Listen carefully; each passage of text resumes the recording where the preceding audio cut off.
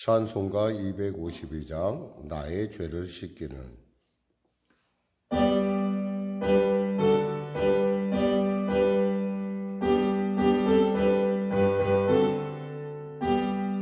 나의 죄를 씻기는 예수의 피밖에 없네. 다시 정케 하기도 예수의 피밖에 없네. 예수의 흘린 피 나리게 하오니 귀하고 귀하다. 예수의 피밖에 나를 정케 하기는, 나를 정케 하기는 예수의 피밖에 없네. 사죄하는 증거도 예수의 피밖에 예수의 흘린 피, 예수의 흘린 피 나리게 하오니 귀하고 귀하다. 예수의 피밖에 3절 나의 죄 속하기는, 나의 죄 속하기는 예수의 피밖에 없네. 나는 공로 없으니 예수의 피밖에 없네. 예수의 흘린 피 나리게 하오니 귀하고 귀하다. 예수의 피밖에 평안함과 소망은, 평안함과 소망은 예수의 피밖에 없네. 나의 의는 이것뿐 예수의 피밖에 없네. 예수의 흘린 피 나리게 하오니 귀하고 귀하다. 예수의 피밖에 영원토록 내 할 말, 영원토록 내 할 말 예수의 피밖에 없네. 나의 찬미 제목은 예수의 피밖에 없네. 예수의 흘린 피 나리게 하오니 귀하고 귀하다. 예수의 피밖에 없네. 기도하겠습니다. 하나님 감사합니다. 오늘도 하나님이 이렇게 귀한 아침을 주시고 또 우리를 사랑하셔서 우리를 불러주시니 감사합니다. 우리가 힘써서 온 것이 아니요 주님의 은혜가, 주님의 감동이, 주님의 그 기뻐하심이 있기에 우리가 이 자리에 이르렀사오니 아버지의 기뻐하시는 온전한 뜻대로 우리에게 행하시고 또 복을 주시옵소서. 말씀하신 그대로 병든 자 치료받게 하시고, 문제가 이제 해결받게 하시고, 눌린 자 자유케 하여 주시고, 길을 잃은 자 길을 발견하는 귀하고 복된 성령 충만한 시간 허락하여 주시옵소서. 하나님, 우리를 불쌍히 여겨 주시옵소서. 나라와 민족을 불쌍히 여기시고 무엇보다도 간절히 바라옵기는 새로운 대통령을 중심으로 우리가 하나로 통합할 수 있도록 도와주시고 그가 예수를 믿는 복을 누리게 하여 주시옵소서. 아울러 그 주위에 있는 모든 그 강요들 역시도 정말 새롭게 시작되는 그 모든 일 가운데 열과 성을 다하여 최선을 다하게 하시고 이 나라가 후이 다시 10년을 준비할 수 있는 귀한 그런 나라들로, 그런 사람들로 온전하게 세워주시옵소서. 그리하여 이 나라가 땅끝까지 복음 전한 일에, 이 민족이 땅끝간에 복음을 전한 일에 온전하게 쓰임받게 하여 주시옵소서. 성령의 교회를 붙잡으시고 한국교회 가운데 주님의 놀라운 성령 재충만의 역사가 나타나게 하여 주시옵소서. 1908년 장대현 교회에 임했던 그 놀라운 성령의 그 강한 역사가 이 교회 가운데 다시 일어나 교회가 다시금 주 안에서 순수함을 회복하게 하여 주시고 주님을 향한 열정으로 타오르게 하여 주시옵소서. 그 교회 가운데 우리 성령의 교회가 쓰임받는 그런 교회가 되게 하시고 특별히 갈매지역 가운데 송시와 이루는데 하나님 놀라운 역할을 할 수 있도록 도와주시옵소서. 이 새벽을 사랑하는 성도들 축복하여 주시고 복을 주시고 복을 허락하여 주시옵소서. 그들의 입술에 기름 부어 주시옵소서. 감사하며 예수님의 이름으로 기도드립니다. 아멘. 하나님은 살아계십니다. 오늘 여러분과 은혜 나누실 말씀은 역시 지난주에 이어서 요한복음 14장입니다. 요한복음 14장 중에 우리가 은혜 나눌 부분 사실 25절 이하 부분인데요. 우리가 먼저 하나님 말씀 합독하겠습니다. 요한복음 14장 신약성경 171쪽입니다. 171쪽. 자, 우리 하나님 말씀 같이 합독하겠습니다. 너희는 마음에 근심하지 말라. 하나님을 믿으니 또 나를 믿으라. 내 아버지 집에 거할 곳이 많도다. 그렇지 않으면 너희에게 일렀으리라. 내가 너희를 위하여 거처를 예비하러 가노니 가서 너희를 위하여 거처를 예비하면 내가 다시 와서 너희를 내게로 영접하여 나 있는 곳에 너희도 있게 하리라. 내가 어디로 가는지 그 길을 너희가 아느니라. 도마가 이르되 주여 주께서 어디로 가시는지 우리가 알지 못하거늘 그 길을 어찌 알겠사옵나이까. 예수께서 이르시되 내가 곧 길이요 진리요 생명이니 나로 말미암지 않고는 아버지께로 올 자가 없느니라. 너희가 나를 알았더라면 내 아버지도 알았으리로다. 이제부터는 너희가 그를 알았고 또 보았느니라. 빌립이 이르되 주여 아버지를 우리에게 보여주옵소서. 그리하면 족하겠나이다. 예수께서 이르시되 빌립아 내가 이렇게 오래 너희와 함께 있으되 내가 나를 알지 못하느냐. 나를 본 자는 아버지를 보았거늘 어찌하여 아버지를 보이라 하느냐. 내가 아버지 안에 거하고 아버지는 내 안에 거하는 계신 것을 내가 믿지 아니하느냐. 내가 너희에게 이르는 말은 스스로 하는 것이 아니라 아버지께서 내 안에 계셔서 그의 일을 하시는 것이라. 내가 아버지 안에 거하고 아버지께서 내 안에 계심을 믿으라. 그렇지 못하겠거든 행하는 그 일로 말미암아 나를 믿으라. 내가 진실로 진실로 너희에게 이르노니 나를 믿는 자는 내가 하는 일을 그도 할 것이요 또한 그보다 큰 일도 하리니 이는 내가 아버지께로 감이라.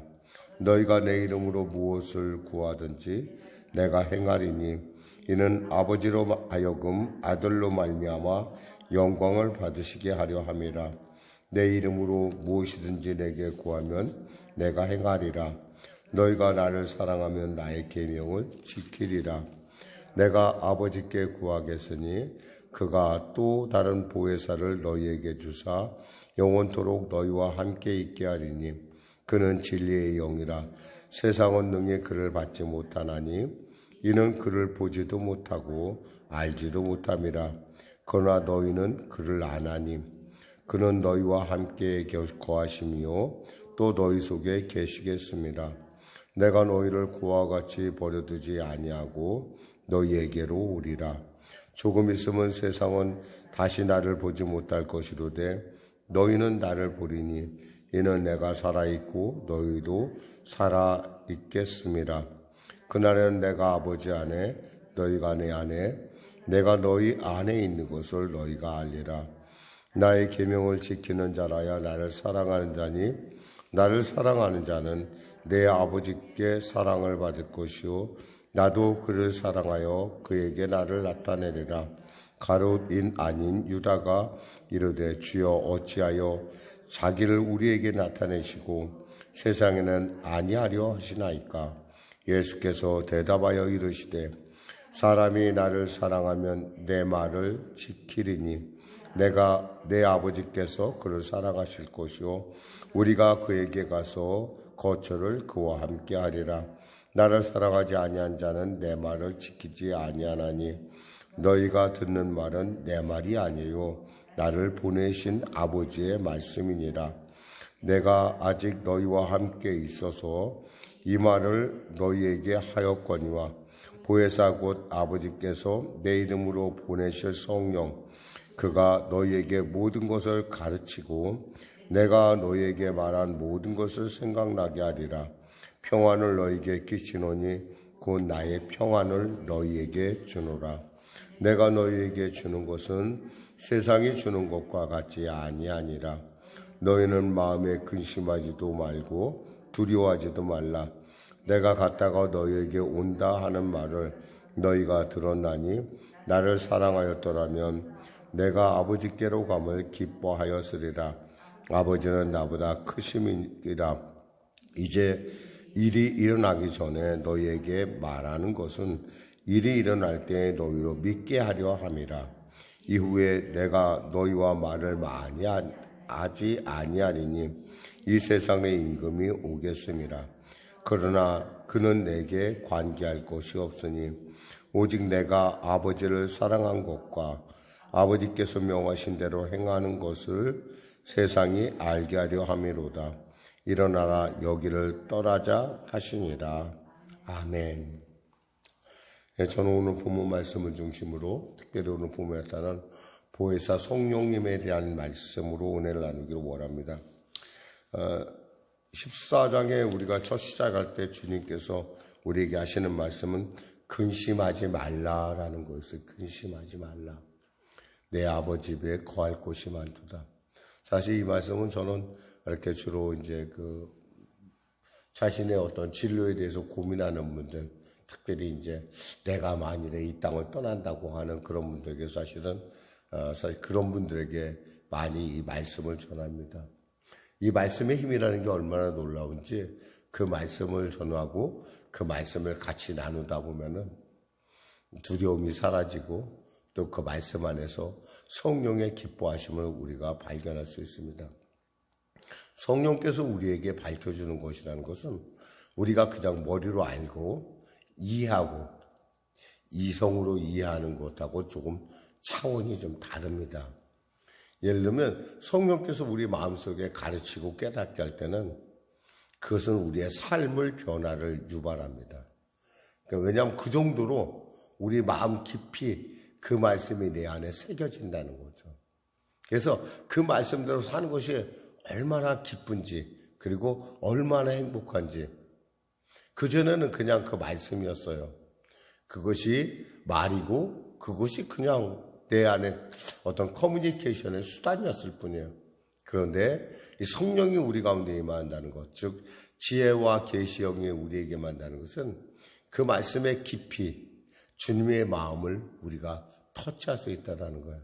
그래서 여기서 보면 보혜사, 또 다른 보혜사라는 말이 나오는데 이 또 다른 보혜사라는 것이 뭐냐면 우리가 알고 있는 원래 보혜사인 예수님, 바로 그 예수님이 우리에게 가르치는 것 이상의 깊은 감동을 준다는 거예요. 왜냐하면 예수님은 우리에게 이성으로 말하고 우리 말로 커뮤니케이션 하지만 이 성령은 영의 깊은 곳까지 터치를 한다는 거예요. 그래서 성령 충만을 받는다는 것은 말씀 충만을 받는다는 것이고 말씀 충만을 받는다는 것은 예수 충만하다는 것이고 예수 충만하다는 것은 하나님 충만이라 우리는 할 수 있어요. 이것에 대해서 누구도 이론을 제기할 수 없는 것이 이것은 성령 충만을 경험한 사람 그리고 성령 안에서 거듭남을 경험한 사람들만이 느낄 수 있는 아주 특별한 은혜예요. 오늘은 주님은 이렇게 말씀하십니다. 야, 걱정하지 마. 내가 하나님을 믿으니 또 나를 믿어. 내가 아버지 집에 거할 곳이 많도다. 그렇지 않으면 너에게 일렀으리라. 걱정하지 말라는 거예요. 여기서 성령의 또 우리에게 오시는 현상 중에 하나가 또 뭐냐면 우리가 후반전에 보면 주님께서 성령에 대한 말씀을 하시면서 이렇게 27절에 보면 평안을 너희에게 끼치노니 곧 나의 평안은 너희에게 주노라 이렇게 했어요. 성령이 우리 안에 임하면요 마음이 편해요. 지금 당장 무슨 일이 내 안에 지금 예고된 일이 다가온더라도 그 성령께서 내 마음속에 임재하시고 그 일에 대해서 하나님이 아신다는 확신이 내 안에 분명하게 임하기 시작하면 그때부터는 그 과정 자체가 두려움이 아니라 하나님이 이 일을 통해서 어떻게 일을 하실까 말할 수 없는 평강이 우리에게 있다는 거예요. 사실 우리가 이 평안에 대해서 우리가 생각해 볼 필요가 있는 것은 이 평안에는 크게 두 가지가 있을 수 있어요. 우리가 지금 성경에서 말하는 평안을 너희에게 끼치노라 할 때 이 평안은 뭐냐면 바로 샬롬을 얘기해요. 샬롬.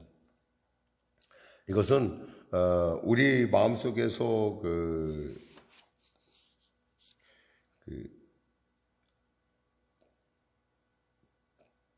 하나님께서 주시는 특별한 평안이에요. 평안.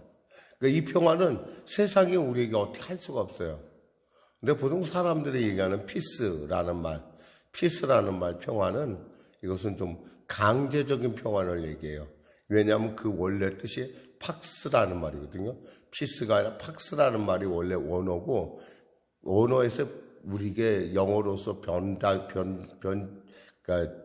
게 뭐냐면 피스예요. 피스라는 거 뭐냐면 힘에 의한, 권력에 의한, 무슨 제도에 의한 억지로 평안을 얘기하는 거예요. 그러니까 그것은 굉장히 일방적이에요. 그러니까 내가 볼 때 평안하면 평안한 것이야. 조용하면 평안한 것이 아니에요.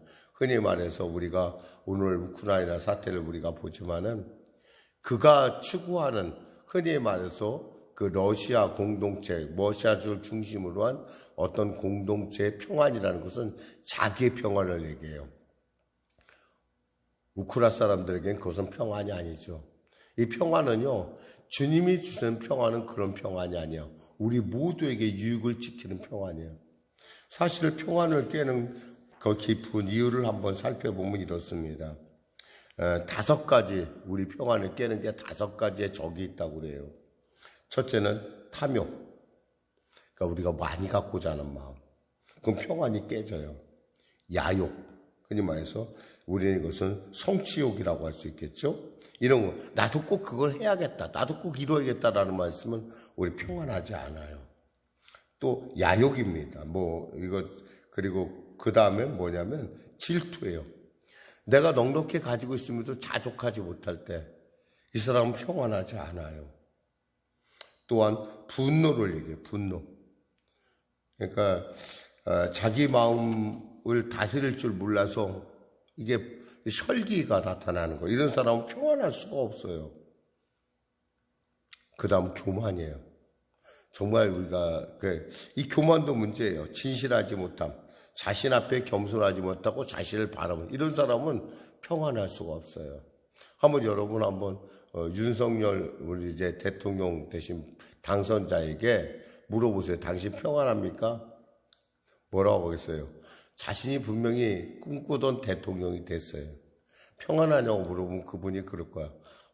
내가 무슨 평안이요? 정말 나라만 생각하면 걱정 근심 때문에 내가 마음이 편하지 않습니다. 편하지 않아요. 이 세상이 주는 평안에 갖고 있는 한계가 그래요. 그러나 성령께서 우리에게 주시는 평안은 그것이 아니에요. 세상이 어떠든 무슨 상관, 무슨 조건, 어떠한 상황에서도 흔들리지 않는 평안함. 우리는 그 평안을 어디서 읽을 수 있어요? 십자가를 향해 가는 예수님을 보면서 우리는 알 수가 있어요. 예수님이 물론 십자가 앞에서 심히 고민을 했어요. 그 십자가의 무게가 얼마나 무겁고 힘들던지 주님께서 심히 고민되어 죽겠다라고 말씀하실 정도로 심히 고민을 했어요. 그랬는데 주님은 나의 원대로 마시고 아버지의 원대로 맡기는 순간부터 주님은 고민하지 않습니다. 왜냐하면 그 모든 것 아버지의 손에 있음을 알고 있기 때문에 그래요. 그 아버지의 손에서 십자가가 가지고 있는 그 놀라운 하나님의 신뢰함, 하나님의 사랑함이 있기 때문에 그는 흔들리지 않아요. 마찬가지로 성령께서 우리에게 임하시면요, 이 평강은 세상이 감히 어떻게 할 수가 없어요. 설사 우리가 순교의 자리에 간다 할지라도, 예를 들면 우리가 한번 베드로가 순교할 때를 한번 생각해 보세요. 우리는 코바디스라는 영화를 자주 보죠. 아마 한 두 번쯤 봤을 거예요. 코바디스라는 말을 여러분 아세요? 코바디스라는 말이 코라는 말, 도미네라는 말인데, 코바디스라는 말을 안에 쓰는 것은 주님은 어디로 가시나이까? 라는 거예요. 그런 뜻이에요. 그러니까 예수님께서 네가 로마를 떠나니 내가 더신 들어간다라고 했을 때, 그때만 하더라도 베드로는 로마 정부의 핍박과 너무 무서웠어요. 평강을 잃었었어요. 그런데 그가 주님을 만나고 나서 주님의 마음을 안 뒤, 그분이 얼마나 그 양무리를 사랑한지 안 뒤부터 그는 다시 로마로 들어갑니다. 로마로 들어가서 그는 그 자신에게 그 순교의 순간이 왔을 때까지도 전혀 흔들리지 않는 모습을 보여요. 마치 그를 잡아가는 사람들이 그를 호위하는 군사같이 보일 정도로 그는 담담하게, 그리고 그 길을 가면서 로마 안에 이루어질 하나님의 나라를 보고 축복하고 기도해 줍니다. 심지어는 어떤 순교자는 이런 얘기를 했다고 그래요. 죽음을 눈앞에 두고 있는데, 순교를 앞두고 있는데 집행관이 다가와 할 말이 없느냐라고 물었다고 합니다. 그러자 그 순교자가 빙그레 웃으면서 말했다고 합니다. 당신의 두 손을 내밀어 한 손은 내 가슴에, 한 손은 당신의 가슴에 대보시오. 누구의 심장이 더 뛰고 있습니까? 당신은 나를 죽일 생각에 몹시 불안합니다. 그러나 나는 이같이 평안하다오. 이게 바로 하나님이 주시는 평안이고, 이것이 성령이 주시는 평안이라는 거예요. 그러니까 우리가 이것을 분명히 구별하고 나면 이 성령이 우리 안에서 역사하고 성령의 뜻을 따르는 것이 얼마나 위대하고 놀라운 일인가 알거든요. 이것은 세상 사람들은 도저히 아무리 설명해도 알 수가 없어요. 그래서 그 성령께서 하시는 일을 지금 26절에 이렇게 말씀합니다. 보혜사 곧 아버지께서 내 이름으로 보내실 성령, 그가 너희에게 모든 것을 가르치고 내가 너희에게 말한 것을 생각나게 하노라. 하나님이 나에게 가르치고 하나님의 그 일들이 생각나면 내 마음이 왜 평안합니까? 하나님이 주신 말씀이 영이고 생명이기 때문에 그래요. 말이 아니라 영이고 생명이기 때문에 우리의 영은 늘 언제나 굶주려 있어요. 여러분이 몰라서 그런데 우리 영은 늘 언제나 배고파해요. 성령이 우리 안에 임할 때 우리는 그 온전한 성령의 생명으로 충만해 주세요. 그러니까 그때는 세상과 나는 관계도 없고 오직 구속한 주만 내 안에 충만한 거예요. 인간의 말로는 도저히 설명이 불가능한 그 충만함, 그 충만함을 통해서 오시는 평안은 우리의 삶을 담대하게 한다는 거예요. 어떠한 순간에도. 만약에 여러분에게 이 아침에 주님께서 말씀하셨어요. 여러분이 기도하는데 이렇게 말씀하셨어요. 두려워 말라, 내가 너와 함께합니다. 그 말씀 하나만 받아도요, 오늘 하루 어떠한 순간, 어떠한 그 위기, 어떤 사람들이 말하는, 흔히 말해서 저 정도면 도저히 안 될 텐데 할 때도 우린 능히 이겨낼 수 있어요. 왜? 하나님이 나와 함께하기 때문에 그래요. 그리고 그분은 내 안에 거하셔서 나로 진리로, 그 진리가 갖고 있는 그 놀라운 하나님의 생명과 하나님의 은혜를 누리게 한다는 거예요. 오늘 이 아침에 여러분은 이렇게 기도하시길 바랍니다. 성령님 나와 함께 하시고 내게 충만케 하여 주시옵소서. 그래야 나로 하여금 세상이 빼앗길 수 없는 그런 평강을 누리며 살게 하여 주시옵소서.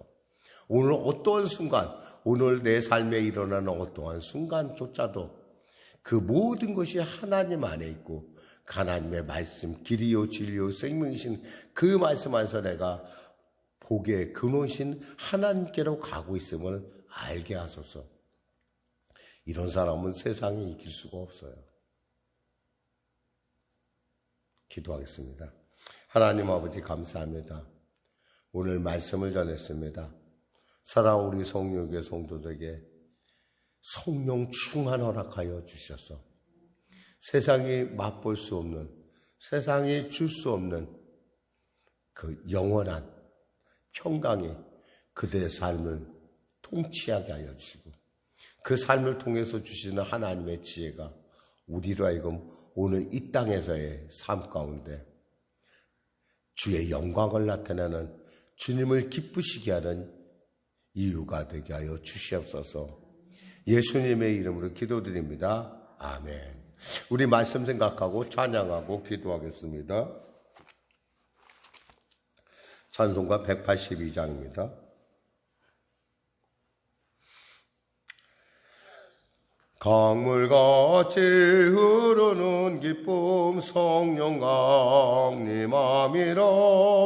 정결한 마음 영원하도록 주의 거처 되겠네. 주님 주시는 참된 평화가 내 맘속에 넘치네. 주의 말씀에 거센 풍랑도 잔잔하게 되도다. 나의 생명 소생 그됨은 성령이 마심이라. 모든 의심 슬픔 사라져 주의 평강 넘치네. 주님 주시는 참된 평화가 내 맘속에 넘치네. 주의 말씀에 거센 풍랑도 잠잠하게 되도다. 하늘에서 단비 내리고 햇빛 찬란함같이 우리 마음에 성령이 많이 주님 보내심이라. 주님 주시는 참된 평화가 내 맘속에 넘치네. 주의 말씀에 거센 풍랑도 잠잠하게 되도다. 생명시에 넘쳐 흘러서 마른 광야 적시니 의의 열매 무르익어서 주수를 기다리네. 주님 주시는 참된 평화가 내 맘속에 넘치네. 주의 말씀에 거센 풍랑도 잠잠하게 되도다. 놀라우신 주의 은혜로 그의 얼굴 뵙겠네. 평화로운 안식처에서 영원토록 쉬겠네. 주님 주시는 참된 평화가 내 맘속에 넘치네. 주의 말씀에 거센 풍랑도 잠잠하게 되도다. 하늘에 계신 우리 아버지, 아버지의 이름을 거룩하게 하시며 아버지의 나라가 오게 하시며 아버지의 뜻이 하늘에서와 같이 땅에서도 이루어지게 하소서. 오늘 우리에게 일용할 양식을 주시고 우리가 우리에게 잘못한 사람을 용서하여 준 것 같이 우리 죄를 용서하여 주시고 우리 시험에 빠지지 않게 하시고 악에서 구하소서. 나라와 권능과 영광이 영원히 아버지의 것입니다.